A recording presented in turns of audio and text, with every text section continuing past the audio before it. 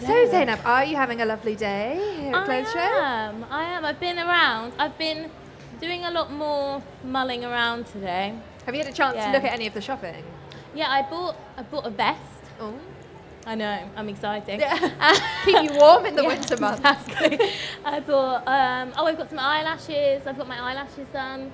So I've been looking around a lot more today because I haven't really been working. Yeah, it's sad to kind of go home and not have actually seen anything, Exactly, which is very easy when you're working. It's been good, yeah. I want to get some pick and mix actually. That's what I was thinking. Pick and mix man is over there. Yeah. Have you had a chance to see your design over there on the Britain and Ireland's Next Top Model runway? No, I haven't actually been. Dedicated to her. My jacket is in the Suzuki stage as well, though. So that's. I haven't seen that either. Yeah.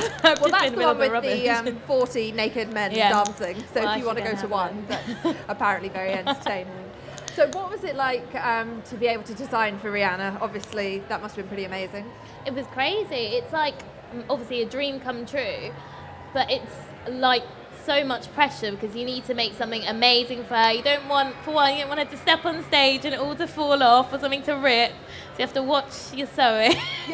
But, you know, I wanted to win as well. So you want it to be the best, but it's so much pressure. And then at the end, like when I won, I was so overwhelmed with emotion and I cried like a baby. It was awful. It's so embarrassing. Was designing on the show just like a whole new kind of pressure compared to designing in the studio on a day-to-day basis? It's completely different because one, you've got 3 days to do it. You've got a camera in your face. You've got a celebrity client here saying, make me something amazing. It's just like all these different elements extra on top of it.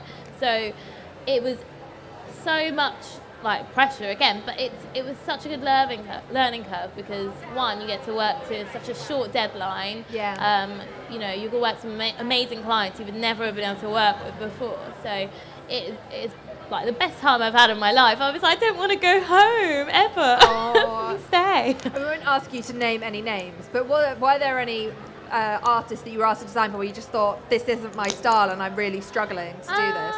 I like to think I'm quite flexible. I think that's one thing they said is that I can adjust. Well, actually, they kind of used it as a downfall because they were like, we can't pinpoint your aesthetic.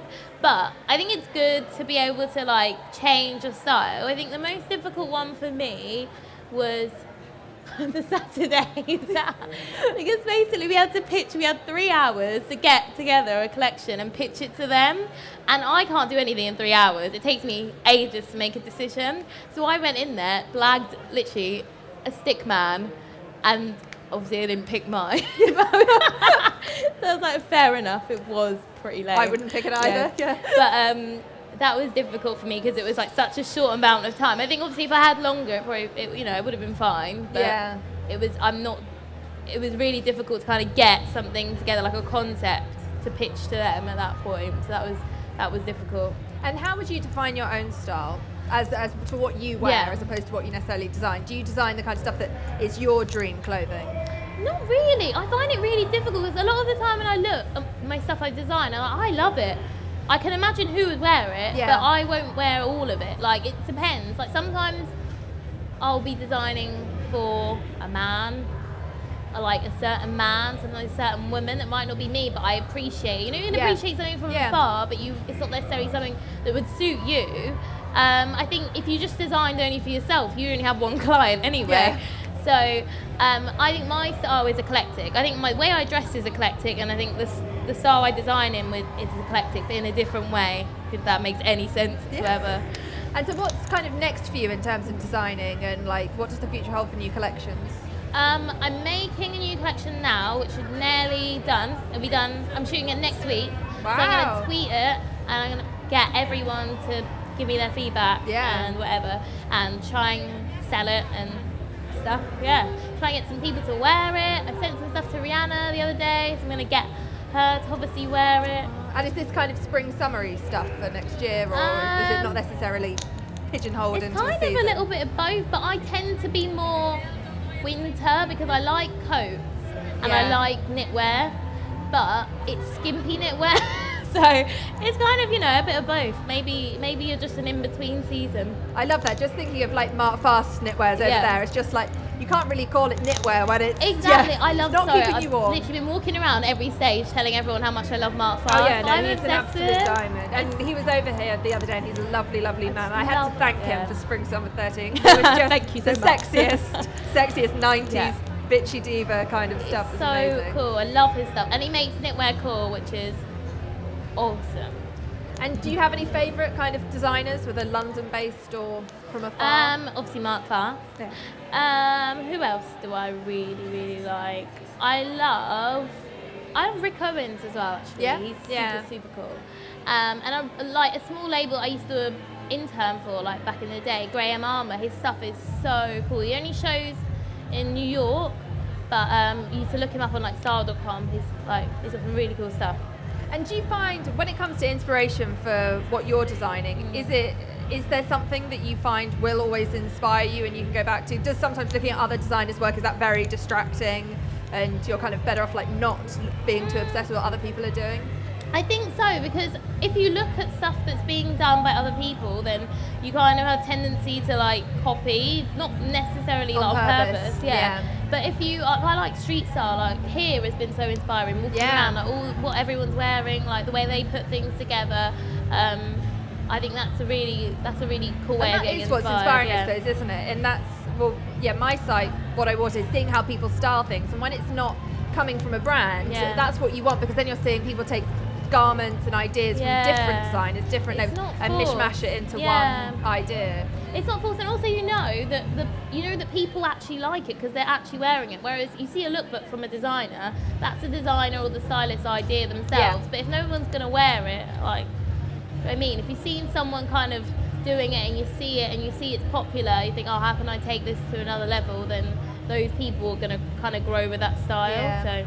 And there's a lot of like education going on here in the style studio and so on, and there will be people here obviously that either want to get into modelling or they want to get into designing. And do you have any advice for anyone that might be hoping to go into a design career?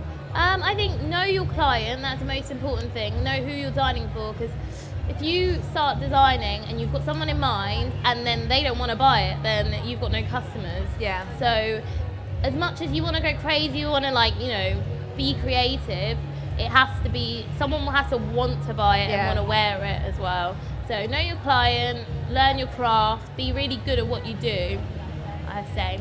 Have you had a chance to see any of the graduate collections that are somewhere over there in that direction? To some. My friend actually I went to uni with, she's got a store, Jessica Shaw, so it's awesome. Everyone should go and look at it. We will. We'll keep that on our to-do list. Okay. And is there anything kind of you're looking forward to for like autumn, winter or spring, summer in terms of garments, trends? I've been bigging up bomber jackets. Oh my God, not just because I love bomber jackets, especially peacock ones, which I do.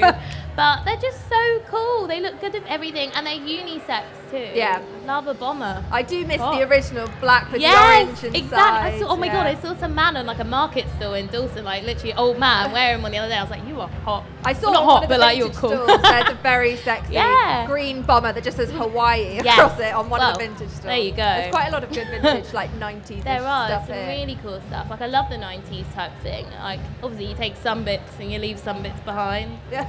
But yeah. And the bottles here that Echo Falls are like releasing and promoting here are in leopard print, metallic, and paisley. Do you have a favourite from those three? I'm a leopard print girl, you can tell. Oh yes, but of course, you're in leopard. I'm obsessed with leopard print. It's so, I love the tackiness of it. Yeah. I love that's what I've been talking about. The history of leopard print here is one of the talks that I've done.